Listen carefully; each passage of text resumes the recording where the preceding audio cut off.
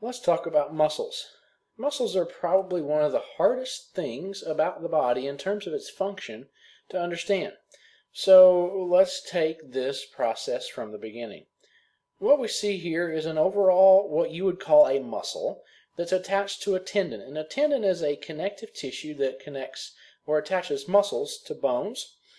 And what we see here is that overall muscle actually consists of several different fascicles, or those different little units. So each one of these would be a fascicle.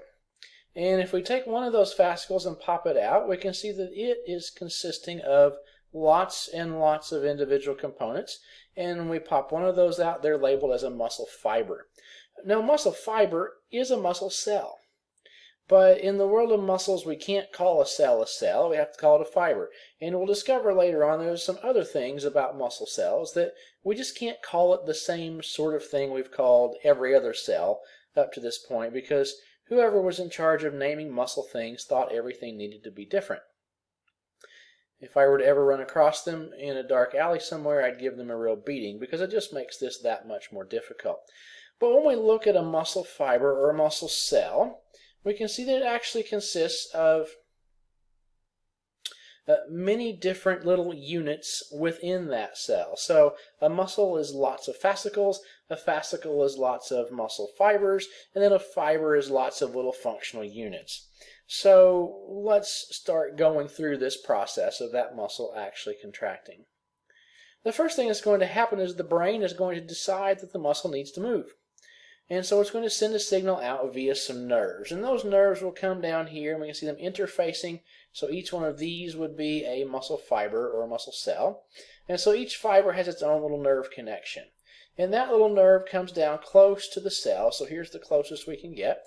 And that nerve releases neurotransmitters.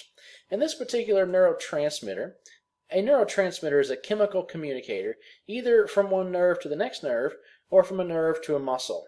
So neurotransmitters are nerve-involved communication chemicals. And this particular neurotransmitter, acetylcholine, these little green dots, is going to absorb into the membrane of the muscle cells. Those little pores there are going to allow that neurotransmitter to enter. And what that's then going to do is trigger a chain reaction. That chain reaction will generate what we call an action potential. And we'll look at the electricity of things here in a little bit.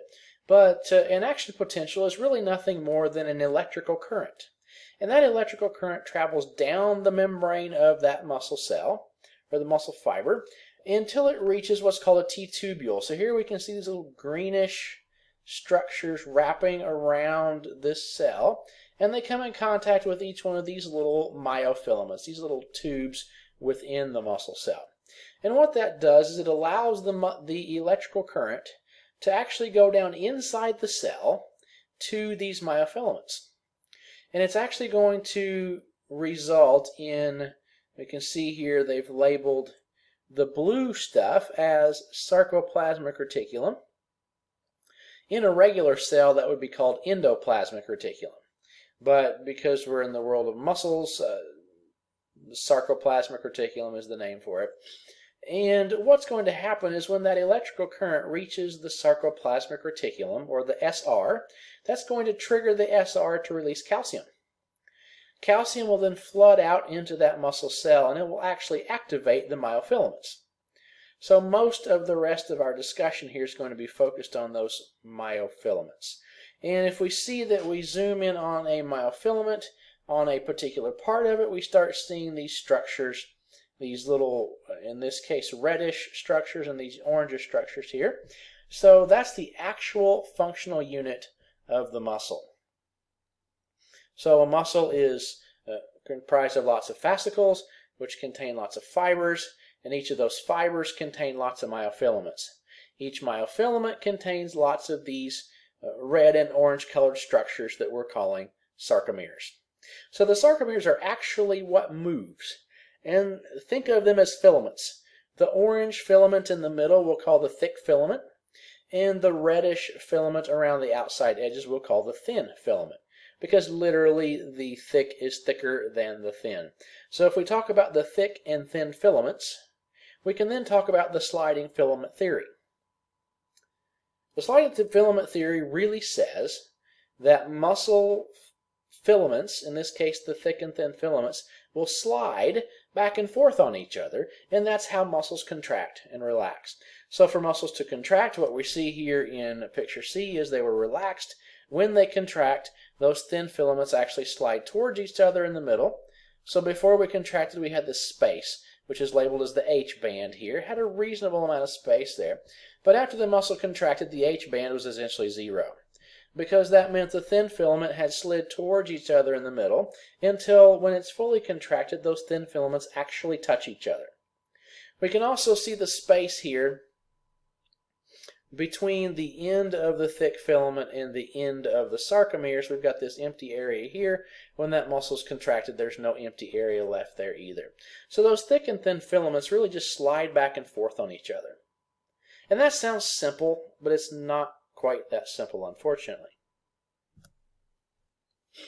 Here we have a really close-up view of those thick and thin filaments. And what we notice here is that there are these little heads right here, attached rather to this thick filament in the middle. And the thin filaments on the outside edge we really can't see. They didn't draw the structures in there, but there are little structures on those thin filaments, the red ones, that are sort of like handles. So think of these little heads popping off of the thick filament as hands, and then the structures that would be on those red filaments as the handles. The hands and the handles are not able to attach to each other until calcium is released into that cell. And basically the release of calcium actually allows the hands to grip the handles, and then when they do that, they sort of move towards the middle of the thick filament. So these little, let's say these little hands right here would pop up, they would grab hold of the thin filament, and they would pull it this way. So each one of those little heads would be pulling the thin filament towards the middle of the thick filament, and that would shorten that set of filaments. When that set of filaments shortens, the entire set of sarcomeres, so the myofilaments, shorten, then the muscle cell itself shortened, then the fascicles and the entire muscle itself shortened. So a muscle shortening is really probably hundreds of thousands of these sarcomeres actually shortening by pulling the thin filaments towards the middle of the thick. But that was all triggered by calcium. So let's run this through again. Brain sent a signal. A nerve released the neurotransmitter acetylcholine, which triggered the electrical current in the muscle cell's membrane. That current traveled down the membrane, down the T-tubule, to the SR. When the SR got shocked with electricity, it released calcium.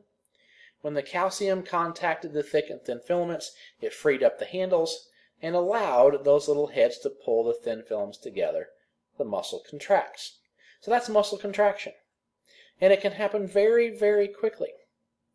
So the question is, what do we do to undo it?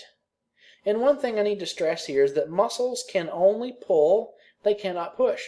So that means these thick and thin filaments can easily pull themselves together in the middle, but they don't have any mechanism by which to push themselves back apart. So once that gap in the middle is filled by the filaments contracting towards each other, that's as far as it can go. So how can we undo muscle contraction? Really, the real trigger for muscle contraction was the calcium release into the muscle. So if we can trigger contraction by releasing calcium, what would happen if we reabsorb the calcium back into the SR? If you're thinking the thick and thin filaments will detach from each other and the handles are no longer available, then you're thinking correctly. So removing the calcium from the system will unlock this muscle from its contracted position.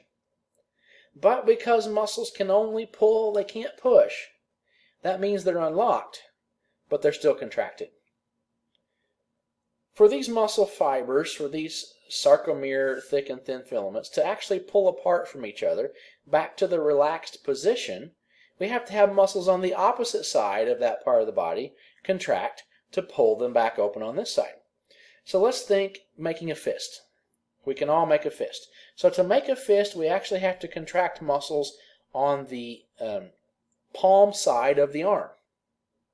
is where that muscle is actually attached. And so muscles usually are attached above the point in the body at which they work, again because they can only pull. So they're going to pull the body in that direction. So muscles in the lower arm on the palm side of the arm are going to contract, and that will pull the fingers and hand together to make a fist. That means the muscles on that side are contracted. When the brain says uncontract, you're done, those muscles will unlock, but that doesn't mean your fingers automatically stretch back out straight again. They might a little bit because there's a little bit of muscle tension on the other side of the arm. But to truly extend those fingers all the way back out, muscles on the back side of the arm, so the opposite side of the palm on the lower arm, will contract, and that then pulls the muscles on the palm side back out to a uncontracted, a more relaxed position. A happy medium between those two, you would then consider your arm and hand to be relaxed. So for movement to occur, you have to pull it that way. To undo that movement, you have to pull it back the other way, typically using muscles on the opposite side of the body. So to bend forward, you'd use the muscles on the front side of the body. To bend backwards or to straighten back up, to undo what the muscles on the front side did, you would use muscles on the back side of the body to contract and pull things back out. So we have this idea of opposing muscles. One muscle pulls it, the other muscle will undo what that first muscle did. That can happen very quickly. So if we think about the brain going through the nerves, releasing the acetylcholine, generating the electrical current, going down the T-tubule, dumping calcium, getting these filaments to attach to each other, all of those steps occur in the time it took you to think, I want to make a fist, and you actually did it. So how quickly can you open and close your hand? Make a fist and open back up. Make a fist and open back up. How fast can you do that? And the answer is probably pretty quickly. So what that means is the brain can actually work that fast to send that signal out, to contract the muscles on the palm side to make the fist, to undo by reabsorbing the calcium, unlock, then cause muscle contraction to occur on the back side of the arm to pull the hand back out over and over and over again in the matter of a second. So you can probably open and close your fist several times per second, meaning all these steps happen over and over and over again within the period of 1 second. So a lot going on, but it's happening very, very rapidly. And that's good because we need our muscles to work pretty quickly.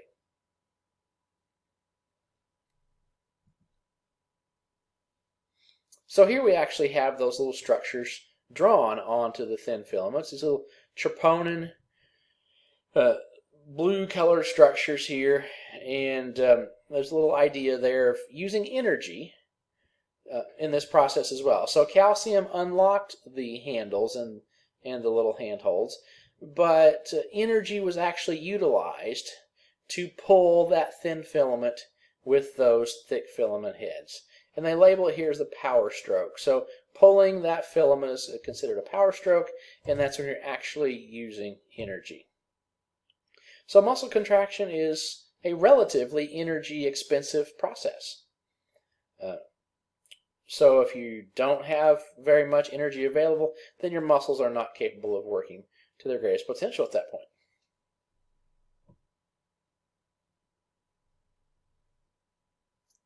Before we talk about this, let's talk about what happens when a person dies. You've heard of the idea of rigor mortis, and you know it has something to do with a person's body stiffening after they die, but you really perhaps don't understand what's going on. So it's actually quite simple. There is still energy available in the cell, typically, when a person dies, that hasn't been used. And the SR, by the way, that was what was holding the calcium and releasing it when the electrical current came down the T-tubule. It still contains calcium, but it's also a quite leaky structure. So unless it's actively reabsorbing calcium, calcium tends to leak out. And then if you die, there's no longer any signals telling the SR to reabsorb calcium. So it starts leaking out as it normally would, but is not reabsorbed. But because there's still muscle available in the muscle cell, this triggers muscle contractions. So really rigor mortis is post-mortem muscle contractions. And that then causes the body to stiffen up and to somewhat contract on itself. And so rigor mortis is just that post-mortem contraction of muscles that occurs. And that's going to occur a little bit differently based on the environmental conditions and the circumstances in which the person died.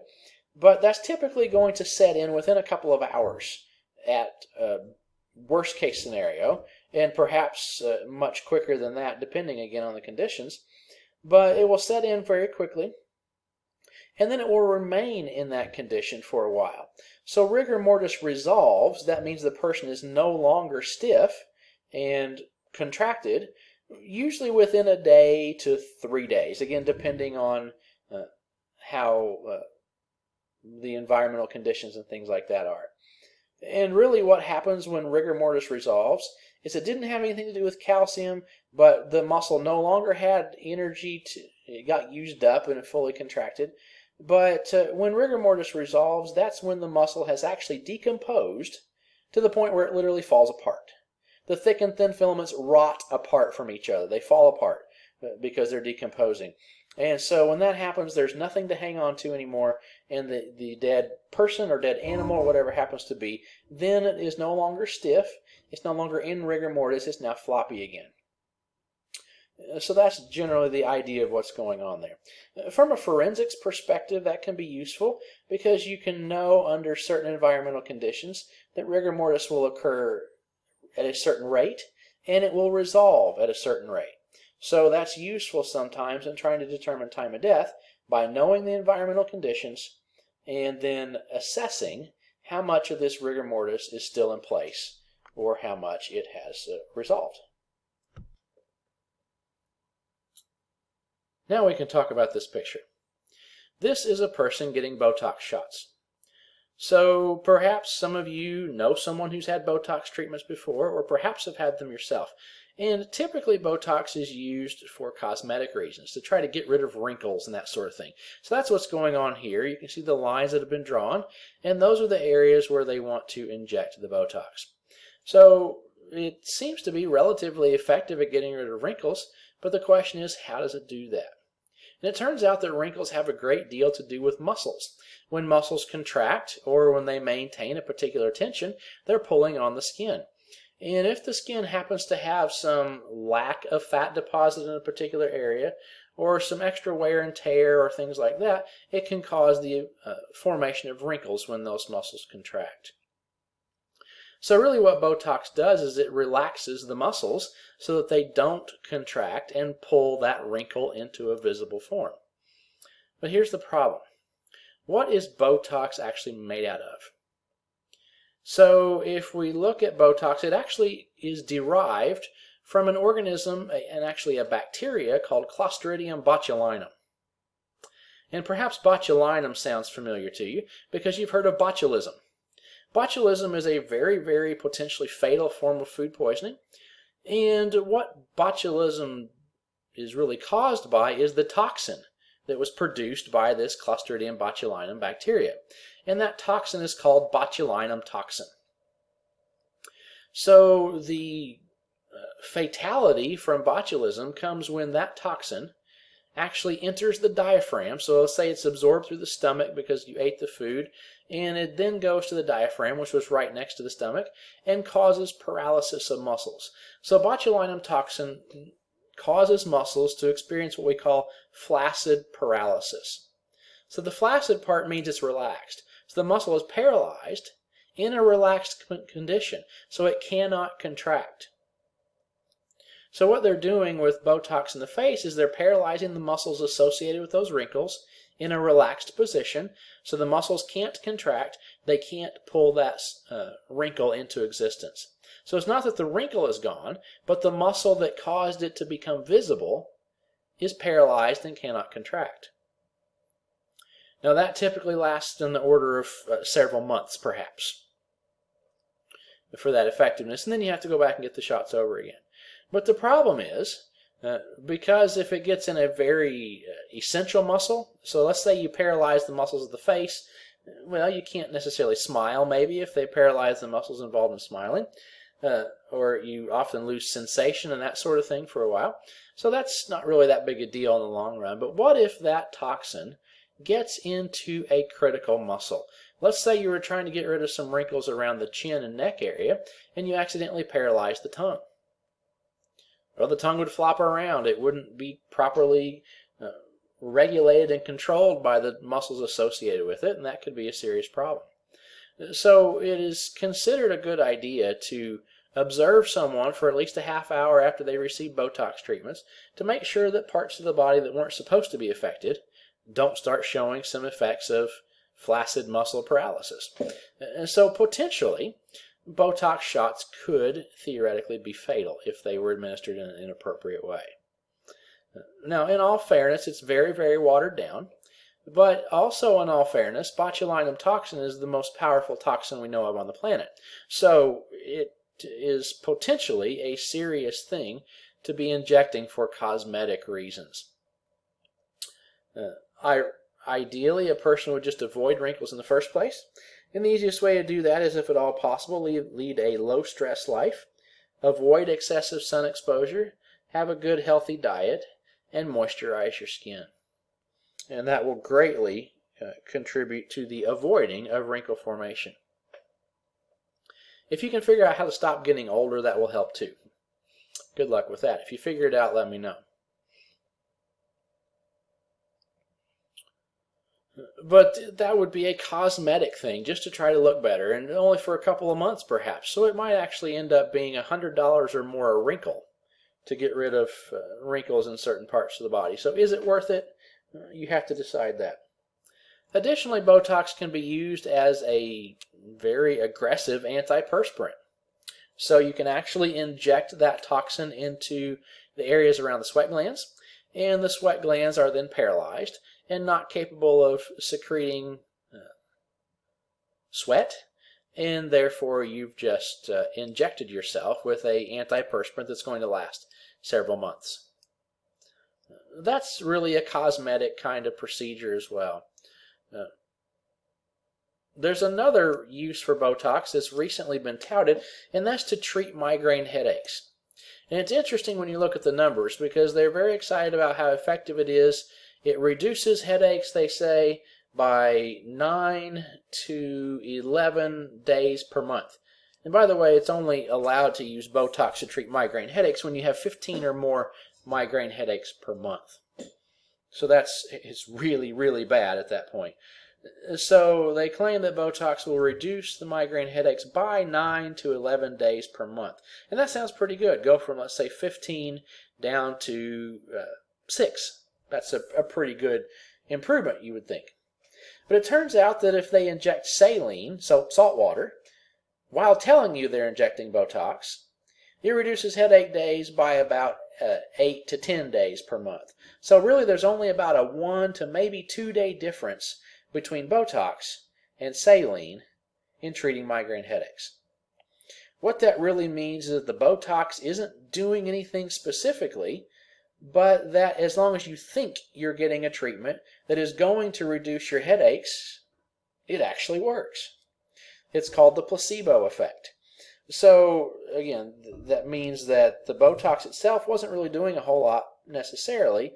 It was just the idea that I have received the treatment and now I'm going to feel better, and then patients actually report feeling better. So I suppose it wouldn't be ethical, but it certainly would be more biologically healthy if we just told people, yes, we're giving you Botox for your headaches, and shoot them up with salt water, and most of them would report great improvements in their condition. So lying isn't good, but in this case that would be avoiding the use of potentially harmful toxin injections from that.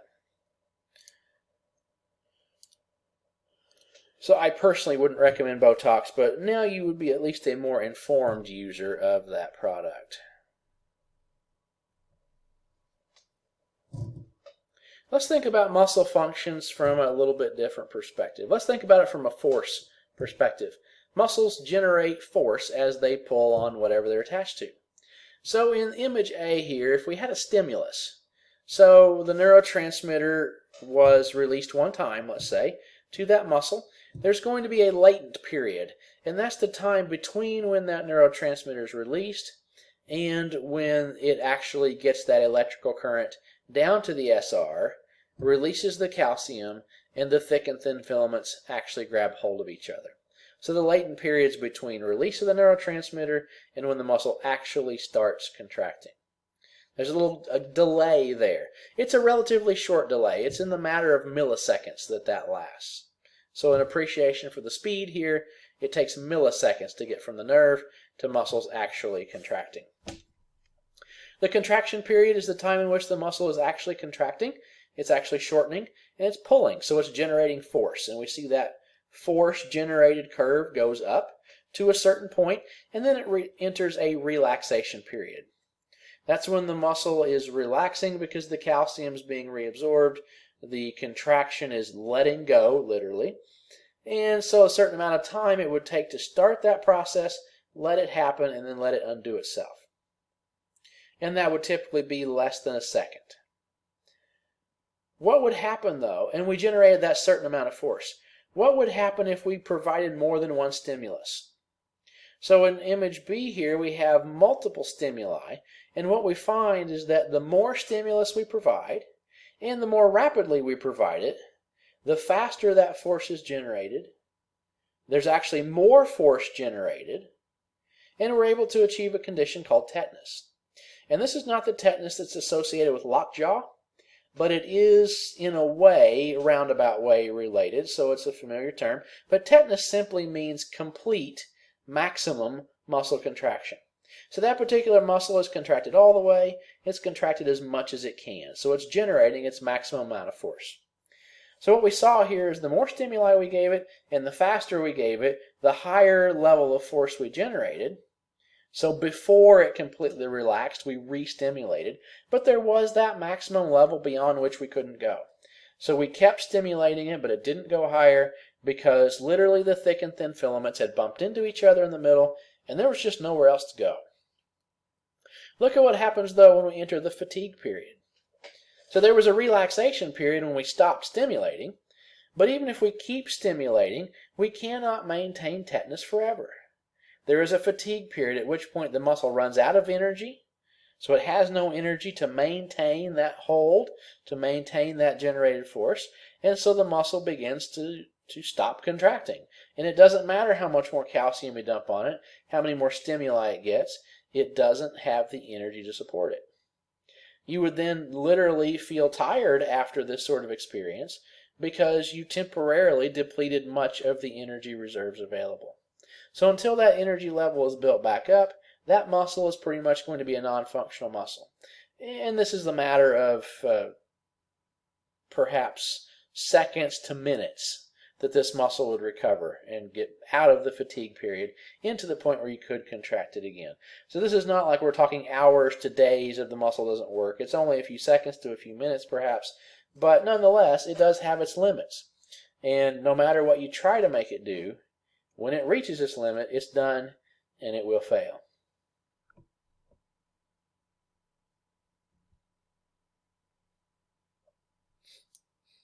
There was an image here talking about the rigor mortis that we've already talked about. So they would be able to, in this case, assess this particular body and determine how long it had been there and what the time of death perhaps was up to a certain point with that.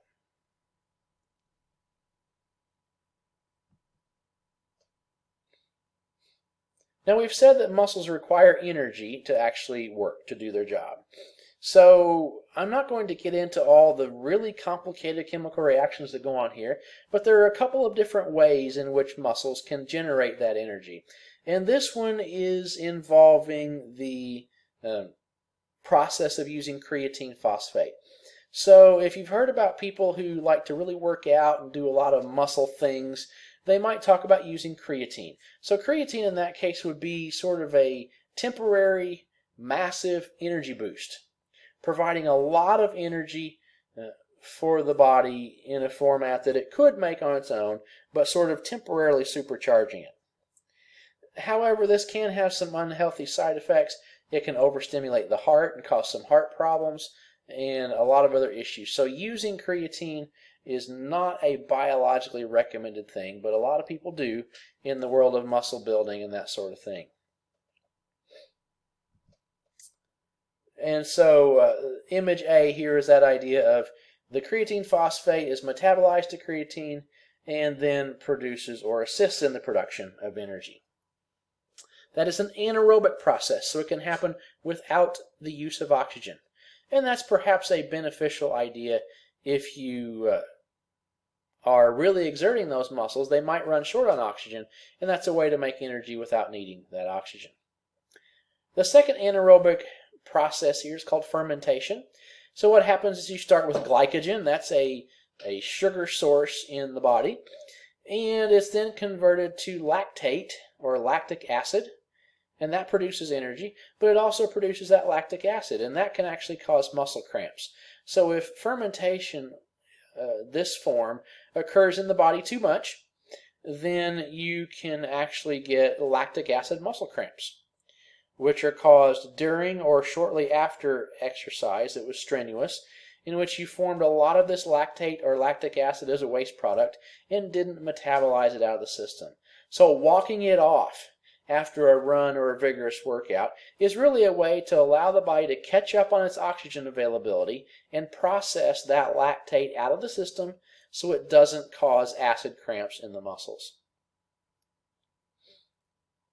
Aerobic respiration is really the way that your body does the best. You get more energy out of aerobic respiration than you do out of any of the anaerobic forms, but the downside is you do need oxygen. So if oxygen is limited, this is not such a useful tool. But you would use aerobic typically until you ran out of oxygen and then switch to anaerobic. Aerobic respiration gives you a lot more energy per molecule of sugar, probably almost 10 times as much energy would be derived from the same sugar molecule in aerobic respiration that you would get from the anaerobic fermentation. The good news is if you do the anaerobic fermentation for a while, you can take that lactate, you can plug it into the aerobic system when you catch up on oxygen, and go ahead and get the rest of the potential energy out of it. So it's not totally wasted. You just have to wait until oxygen levels are sufficient, and then you can go ahead and get the rest later in the process.